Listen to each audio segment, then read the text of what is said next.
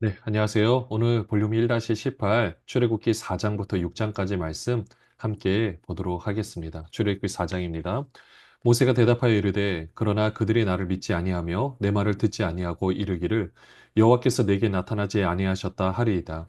여호와께서 그에게 이르시되 내 손에 있는 것이 무엇이냐? 그가 이르되 지팡이니이다. 여호와께서 이르시되 그것을 땅에 던지라 하시매 곧 땅에 던지니 그것이 뱀이 된지라. 모세가 뱀 앞에서 피하매 여호와께서 모세에게 이르시되 내 손을 내밀어 그 꼬리를 잡으라. 그가 손을 내밀어 그것을 잡으니 그의 손에서 지팡이가 된지라. 이는 그들에게 그들의 조상의 하나님 곧 아브라함의 하나님 이삭의 하나님 야곱의 하나님 여호와가 내게 나타난 줄을 믿게 하려 함이라 하시고 여호와께서도 그에게 이르시되 내 손을 품에 넣으라 하시매 그가 손을 품에 넣었다가 내어 보니 그의 손에 나병이 생겨 눈같이 된지라. 이르시되 내 손을 다시 품에 넣으라 하시매 그가 다시 손을 품에 넣었다가 내어 보니 그의 손이 본래의 살로 되돌아왔더라. 여호와께서 이르시되 만일 그들이 너를 믿지 아니하며 그 처음 표적의 표징을 받지 아니하여도 나중 표적의 표징은 믿으리라. 그들이 이 두 이적을 믿지 아니하며 내 말을 듣지 아니하거든 너는 나일강 물을 조금 떠다가 땅에 부으라. 내가 떠온 나일강 물이 땅에서 피가 되리라. 모세가 여호와께 아뢰되 오 주여 나는 본래 말을 잘하지 못하는 자나이니이다. 주께서 주의 종에게 명령하신 후에도 역시 그러하니 나는 입이 뻣뻣하고 혀가 둔한 자니이다. 여호와께서 그에게 이르시되 누가 사람의 입을 지었느냐? 누가 말 못하는 자나 못 듣는 자나 눈 밝은 자나 맹인이 되게 하였느냐?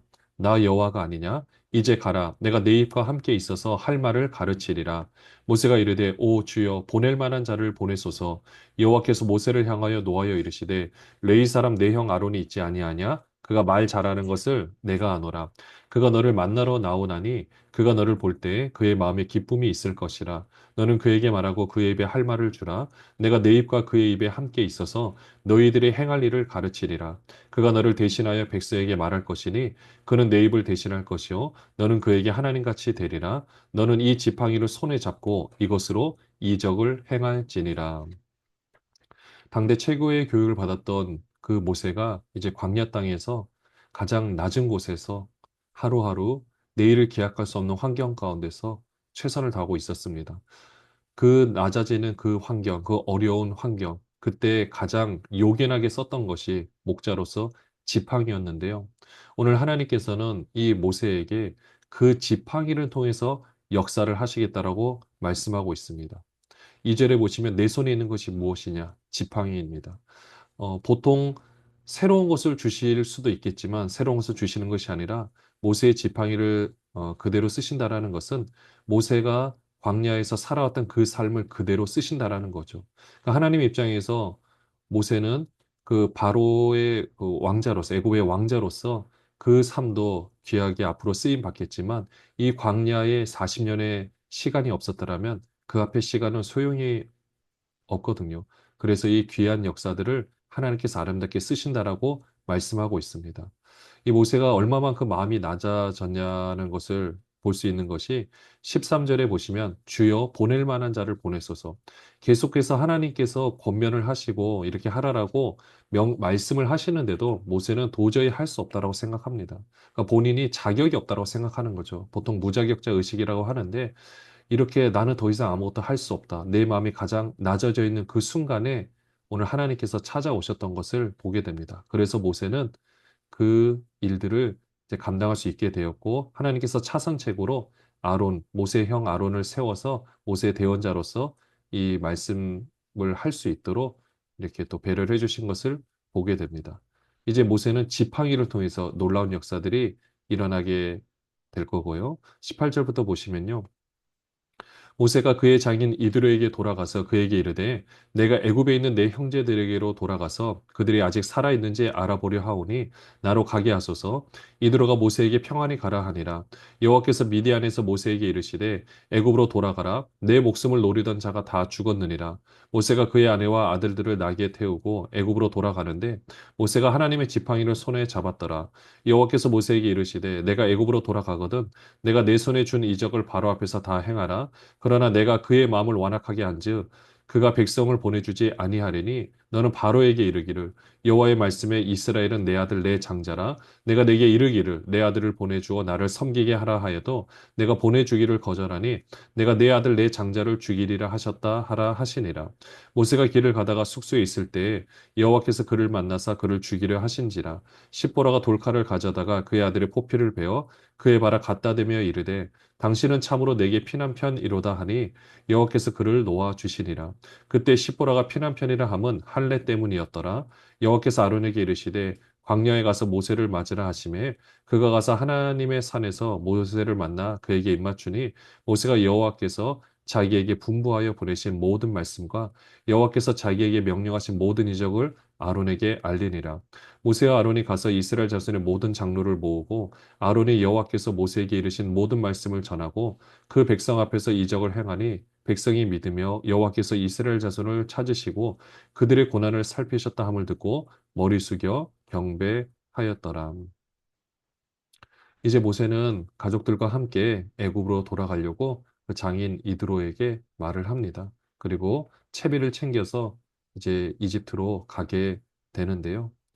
그때 하나님께서 해주시는 말씀이 21절에 보시면 그의 마음을 완악하게 할 것이다. 그러니까 바로의 마음을 완악하게 할 것이다인데 이 문맥상의 의미를 보면 하나님께서 일부러 마음을 완악하게 하시는 것이 아니라 바로의 마음이 완악한데 하나님께서 그것을 내버려 두신다라는 뜻인 거죠. 왜냐 하나님은 누구에게도 뭐 시험을 받지도 않고 어떻게 악을 행하시는 분이 아니시기 때문에 그 가운데서 이 바로의 그 완악한 마음을 내버려 두지만 그것을 통해서 모세뿐만 아니라 이스라엘 백성들의 그 신관, 하나님을 바라보는 것과 그의 생각들을 온전히 바꾸고자 하는 하나님의 섭리가 그 안에 있었던 것을 보게 됩니다.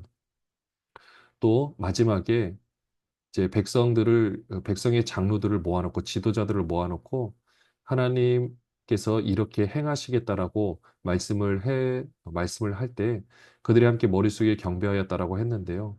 하나님께서는 이스라엘 백성들이 이 애굽 땅에서 노예 생활을 하는 그 모습이 그냥 우연히 그냥 힘이 없어서 그렇게 한 것이 아니라 하나님의 놀라운 섭리가 그 안에 있었던 것을 보게 됩니다. 그렇지만 이제는 그 때가 거의 다 됐기 때문에 하나님께서는 이들을 통하여 새로운 역사를 이루어 가시려고 하고 있는 거죠. 그래, 5장부터 한번 보시면은요.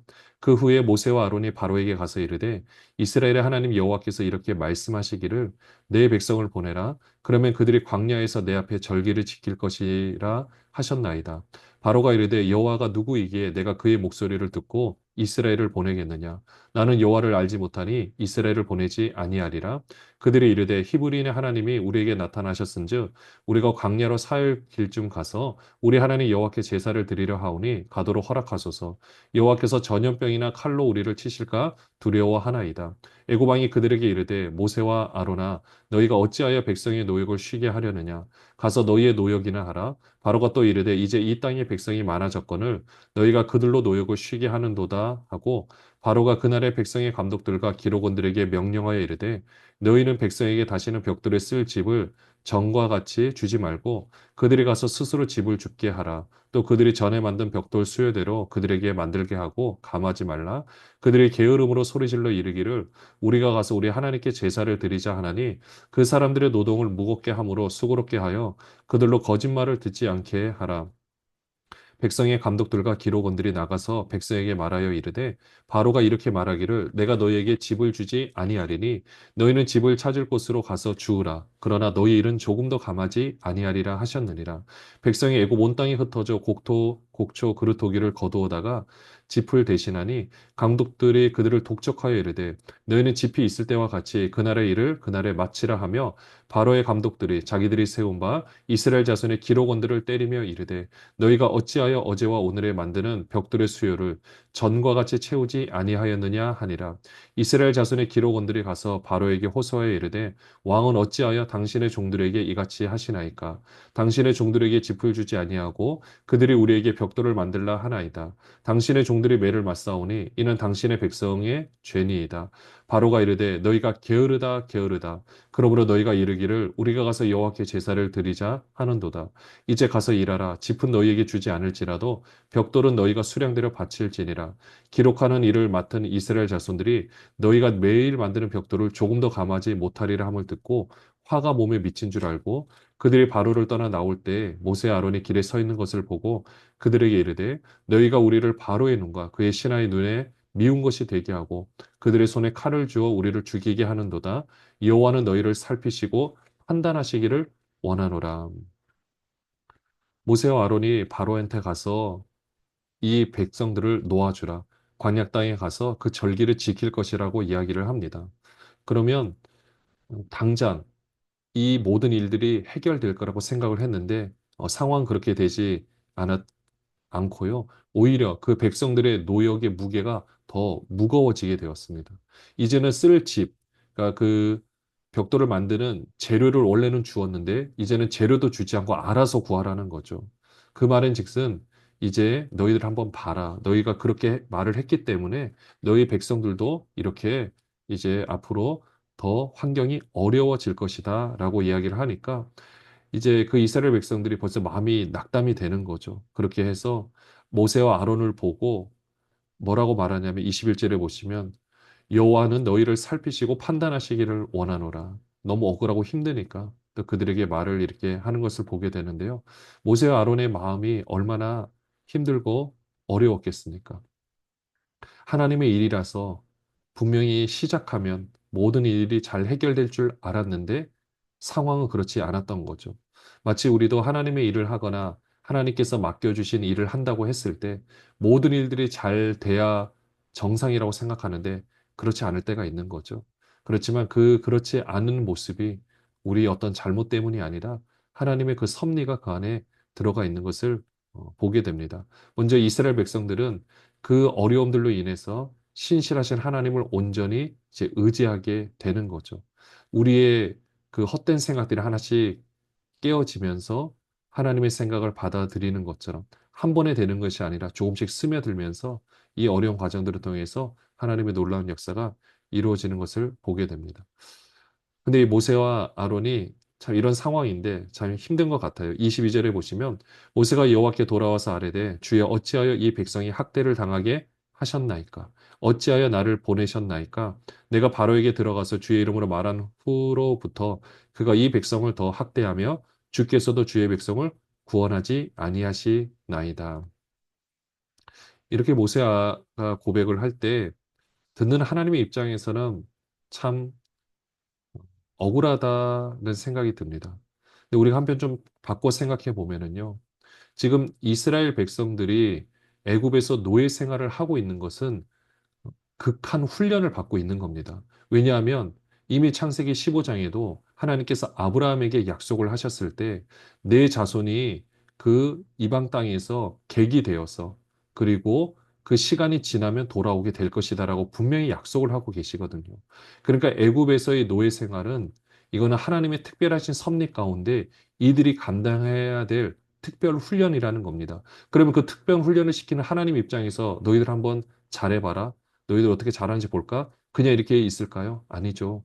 정말 그 일거수일투족을 바라보며 이들이 어떻게든 이 훈련을 잘 통과하기를 정말 안타까운 마음으로 바라보시는 분이 바로 우리 하나님이시라는 거죠. 그러니까 아까 이스라엘 백성들이 모세와 아론에게 원망할 때 또 모세가 이렇게 하나님 앞에 나는 더 이상 사명을 감당할 수 없다고 했을 때 하나님의 마음도 참 아프셨을 거라는 거죠. 그러나 그래도 그 일을 감당해야만 이 놀라운 역사를 이뤄갈 수 있다라는 것입니다. 그것은 바로 이스라엘 백성이 곧 이제 하나님 나라의 모델과 하나님의 역할을 대신해야 돼요. 그럼 하나님 같이 되어야 되거든요. 그러니까 모세도 가장 낮은 곳에서 하나님을 경험한 것처럼 이스라엘 백성도 가장 낮은 곳에서 그 하나님을 경험하고 이제는 거기에 머무르는 것이 아니라 온 세계 수많은 나라의 백성들, 노예같이 삶을 살아가는 사람들을 구원시켜야 되는 그 사명이 그들에게 있었던 겁니다. 그러니까 이런 과정 가운데 지금 모세도 지도자로서 이제 이것을 할 수 있을까? 또 하나님께서 이렇게 또 나를 보내셨나이까라고 이렇게 말하는 이런 모습 가운데서 그도 조금씩 더 성장해 가고 있었던 거죠. 그러니까 이 모든 과정을 통해서 결국 하나님만이 아시는 그 뜻으로, 그리고 사람들 편에서도 그때는 몰랐지만 지나고 나서 그 시간이 꼭 필요했구나라는 것을 깨닫게 된 것입니다. 6장 이어서 보시면은요. 여호와께서 모세에게 이르시되 이제 내가 바로에게 하는 일을 내가 보리라. 강한 손으로 말미암아 바로가 그들을 보내리라. 강한 손으로 말미암아 바로가 그들을 그의 땅에서 쫓아내리라. 하나님이 모세에게 말씀하여 이르시되 나는 여호와이니라. 내가 아브라함과 이삭과 야곱에게 전능의 하나님으로 나타났으나 나의 이름을 여호와로는 그들에게 알리지 아니하였고 가나안 땅 곧 그들이 거류하는 땅을 그들에게 주기로 그들과 언약하였더니 이제 애굽 사람이 종으로 삼은 이스라엘 자손의 신음 소리를 내가 듣고 나의 언약을 기억하노라. 그러므로 이스라엘 자손에게 말하기를 나는 여호와라. 내가 애굽 사람의 무거운 짐 밑에서 너희를 빼내며 그들의 노역에서 너희를 건지며 편팔과 여러 큰 심판들로서 너희를 속량하여 너희를 내 백성으로 삼고 나는 너희의 하나님이 되리니 나는 애굽 사람의 무거운 짐 밑에서 너희를 빼낸 너희의 하나님 여호와인 줄 너희가 알지라. 내가 아브라함과 이삭과 야곱에게 주기로 맹세한 땅으로 너희를 인도하고 그 땅을 너희에게 주어 기업을 삼게 하리라. 나는 여호와라 하셨다 하라. 모세가 이와 같이 이스라엘 자손에게 전하나 그들의 마음의 상함과 가혹한 노역으로 말미암아 모세의 말을 듣지 아니하였더라. 여호와께서 모세에게 말씀하여 이르시되 들어가서 애굽 왕 바로에게 말하여 이스라엘 자손을 그 땅에서 내보내게 하라. 모세가 여호와 앞에 아뢰어 이르되 이스라엘 자손도 내 말을 듣지 아니하였거든. 바로가 어찌 들으리까? 나는 입이 둔한 자니이다. 여호와께서 모세와 아론에게 말씀하사 그들로 이스라엘 자손과 애굽 왕 바로에게 명령을 전하고 이스라엘 자손을 애굽 땅에서 인도하여 내게 하시니라. 그럼 여기까지만 봐도요. 이제부터는 내가 너를 통해서 네가 나의 일을 보게 될 것이다. 바로에게 하는 일을 보게 될 것이다. 이거는 바로의 마음에 완악함이라는 사건을 통해서 이루어지게 됩니다.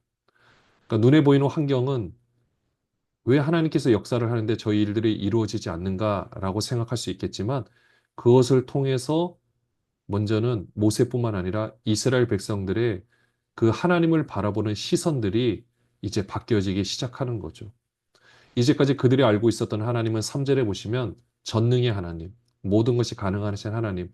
그 말이라는 것은 우리랑 상관이 없다라고 생각할 수 있거든요. 멀리 계신 하나님이니까. 그러나 이제는 이 하나님께서 자신을 나타내 보이시는 것이 신음소리를 5절에 보면 들었다라는 거예요. 전능의 하나님은 신음소리를 들을 필요도 없고 듣지도 않습니다. 우리가 보통 알고 있는 신의 모습이 그래요. 그런데 하나님은 우리의 신음소리를 듣고 언약을 기억했다라는 것은 지금 모든 과정을 하나님이 다 보고 계시다라는 겁니다. 그러니까 신음하니까 기억하신다라는 게 아니에요. 다 보고 계셔서 이 모든 일들을 이제 회복이 된다라면 이제 더 하나님의 놀라운 역사를 이루어 갈 것이다라는 거죠. 그래 7절에 너희를 내 백성으로 삼고 나는 너희의 하나님이 되리니 이것도 그냥 주종의 관계 정도만 있는 것이 아니라 인격적인 관계거든요.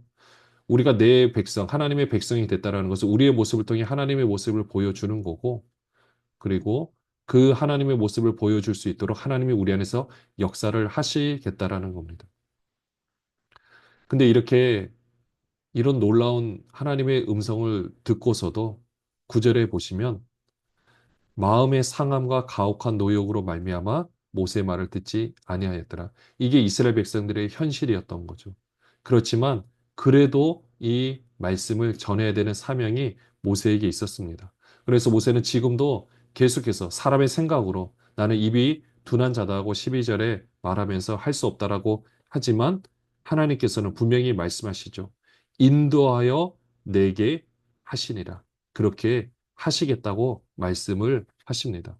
우리도 그런 과정 가운데서 내가 이것을 할 수 있을까라는 생각이 들 때가 있죠. 우리 인간이면 당연히 가질 수 있는 우리의 모습인데 하나님은 그것을 통해서 분명히 하나님의 뜻을 이루어 가신다라고 또 말씀하고 계십니다. 그래서 우리는 할 수가 있는 거죠. 14절부터 보시면은요. 그들의 조상을 따라 집의 어른은 이러하니라. 이스라엘의 장자 르우벤의 아들은 한옥과 발로와 헤스론과 갈미니 이들은 르우벤의 족장이요.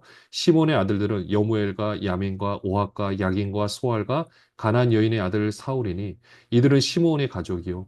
레이의 아들들의 이름은 그들의 족보대로 이러하니 게르손과 고학과 무라리요. 레이의 나이는 137세였으며 게르손의 아들들은 그들의 가족대로 림니와 시므이요. 고핫의 아들들은 아므람과 아스알과 헤브론과 우시엘이요.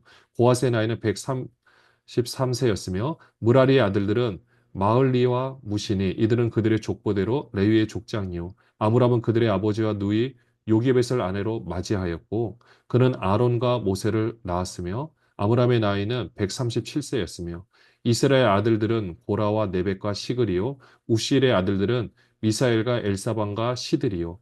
아론은 암미나답의 딸 나손의 누이 엘리세바를 아내로 맞이하였고 그는 나답과 아비후와 엘르아살과 이다마를 낳았으며 고라의 아들들은 아실과 엘가나와 아비아삽이니 이들은 고라 사람의 족장이요 아론의 아들 엘르아살은 부디엘의 딸 중에서 아내를 맞이하였고 그는 비느하스를 낳았으니 이들은 레이 사람의 조상을 따라 가족의 어른들이라 이스라엘 자손을 그들의 군대대로 애굽 땅에서 인도하라 하신 여호와의 명령을 받은 자는 이 아론과 모세요 애굽 왕 바로에게 이스라엘 자손을 애굽에서 내보내라 말한 사람도 이 모세와 아론이었더라. 여호와께서 애굽 땅에서 모세에게 말씀하시던 날에 여호와께서 모세에게 말씀하여 이르시되 나는 여호와라 내가 내게 이르는 말을 너는 애굽 왕 바로에게 다 말하라. 모세가 여호와 앞에서 아뢰되 나는 입이 둔한 자이오니 바로가 어찌 나의 말을 들으리까. 이랬던 그 모세의 모습입니다. 그리고 모세의 족보를 통해서 그 사람이 어떻게 여기까지 흘러오게 됐는지.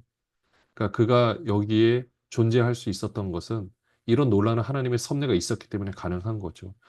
그러니까 우리는 지금 한 번의 족보를 보니까 그냥 그런가 보구나 생각할 수 있겠지만 모세 입장에서 보면 하나님께서 모세를 등장시키기 위해서 그 수많은 조상들이 존재한 거죠. 우리도 이 자리에 있다라는 것은 우리의 조상들이 있기 때문에 가능한 것 아니겠습니까? 그 모든 과정 가운데 하나님께서 신실하게 역사하셨다라는 거죠. 곧 우리가 어떤 하는 일에 초점을 맞추기보다 우리가 존재하는 것을 사실은 더 초점을 맞춰야 될 필요가 여기에 있는 겁니다. 우리가 여기에 존재할 수 있다는 것 자체만으로도 이 하나님의 놀라운 섭리가 아름답게 이루어졌다라는 그 사실로 증명이 되는 거고요. 또 모세 입장에서 보면 나는 입이 둔한 자라고 말하는 이 모세의 모습. 그러나 우리가 알고 있는 대로 모세의 나중 모습은 그렇지 않습니다. 수많은 사람들 앞에서 때로는 하나님의 마음을 움직이는 기도를 하는 이 모세의 모습을 보게 되는데요. 그렇게 이런 과정들을 통하여서 모세도 지도자로서 갖춰야 될 덕목을 갖추게 되고 그의 마음이 원래 낮아져 있지만 그 낮아져 있던 마음들을 하나님께서 주신 자존감으로 새롭게 회복이 돼서 귀하게 쓰임을 받게 되는 것을 보게 됩니다. 하나님은 오늘도 우리를 이렇게 쓰실 겁니다. 먼저 우리가 이렇게 존재하고 있는 것만으로도 정말 우리는 하나님과 우리 부모님께 감사해야 되고요. 또 그 가운데서 우리의 모습, 이 모세와 같은 그런 모습에 있다 할지라도 하나님께서는 우리의 내면의 모든 부분들을 만지셔서 하나님의 일꾼으로 아름답게 세워 가실 줄로 믿습니다. 그 삶의 주인공이 되는 모든 분들 되시기를 바랍니다. 하나님 아버지, 오늘 모세를 통해서 이루어 가셨던 하나님의 놀라운 섭리를 바라봅니다. 이스라엘 백성들은 눈앞에 보이는 현실 때문에 그 모세의 말을 믿지 못했고, 모세도 또 두려운 생각 때문에 그런 마음에 힘든 부분들이 있었지만, 하나님의 결국 이 모든 것을 이루어 가셨음을 봅니다. 오늘도 그 하나님께서 우리를 통해서 역사하시는 줄로 믿습니다. 이 시대 가운데 하나님의 백성으로서, 하나님의 자녀로서, 하나님을 대행하는 자로서 하나님의 모습을 보여주고 증명시켜 주는데 아름답게 쓰임받게 하여 주시옵소서. 이 세상의 그 완악한 바로의 마음 같은 모습이라 할지라도 우리는 담대하게 하나님의 말씀을 전하고 진리를 이 땅 가운데 심는 역할 잘 감당하게 하여 주시옵소서. 예수 그리스도의 이름으로 기도합니다. 아멘.